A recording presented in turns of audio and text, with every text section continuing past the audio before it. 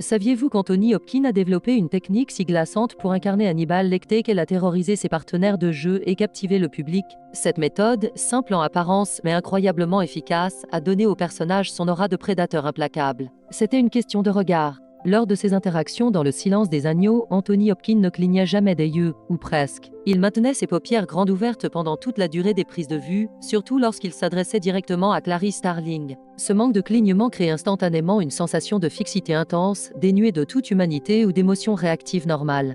Imaginez l'effet que cela produit. Normalement, le clignement est un réflexe, un signe de vulnérabilité et d'adaptation au monde extérieur. En le supprimant, Lecter semble constamment en observation, parfaitement maître de ses pensées et des vôtres. Il devient une statue vivante, un penseur sans faille dont la concentration ne peut être brisée. Cette approche rendait chaque échange avec lui incroyablement anxiogène pour Jodie Foster et les autres acteurs, car le regard de Lecter ne vous lâchait jamais. Il ne permettait aucune échappatoire visuelle, forçant une confrontation directe, brutale et constante. C'est cette discipline terrifiante qui a permis à Hopkins de transcender le rôle. Il a transformé un simple dialogue en un duel psychologique où chaque mot était pesé et chaque silence rempli de menaces. C'est un détail subtil, mais il est fondamental pour comprendre pourquoi Hannibal Lecter est resté l'un des méchants les plus mémorables du cinéma. Un regard sans repos est le miroir d'un esprit sans repos, mais froidement calculateur. Pour découvrir d'autres secrets de tournage qui changent complètement la perception de vos films favoris, abonnez-vous à Résumé de Movie. Nous décortiquons les techniques et les anecdotes qui se cachent derrière les plus grandes œuvres cinématographiques. Ne manquez aucune de nos analyses détaillées sur l'art de la performance et la construction des mythes du grand écran.